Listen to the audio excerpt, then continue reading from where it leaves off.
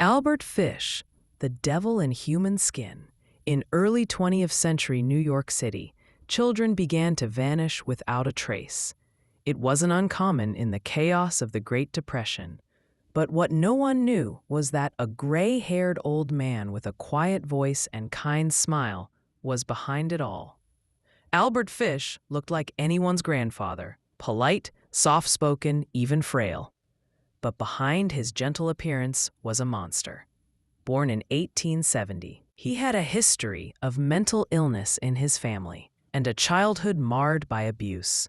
By adulthood, Fish developed extreme sadomasochistic tendencies, claiming to be driven by voices from God telling him to harm others.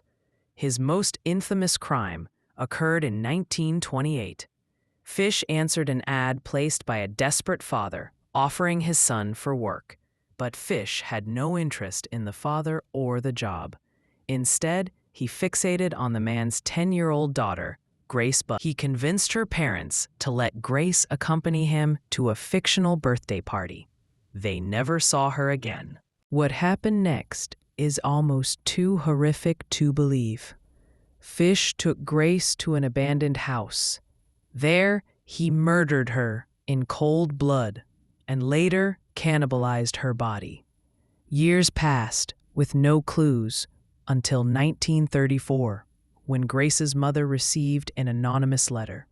In it, Fish detailed everything he had done to Grace in grotesque, handwritten prose. The letter was so graphic and disturbing that even hardened police officers were shaken. But it was also his downfall. The envelope provided a clue that led to his arrest. When captured, Fish confessed not only to Grace's murder, but also to killing and eating several other children. He claimed he had a list of over 100 victims, though only a few were confirmed. His confessions were full of disturbing detail. He described inserting needles into his own body for pleasure. X-rays revealed dozens of them still embedded in his pelvis, and whipping himself with a paddle embedded with nails. In 1936, Albert Fish was executed by electric chair at Sing Sing P. He was 65. It's said that even the executioner was disturbed by him, reportedly calling him the most depraved person I've ever met. Albert Fish was not just a killer. He was a symbol of pure, calculated evil, hiding behind a mask of normalcy.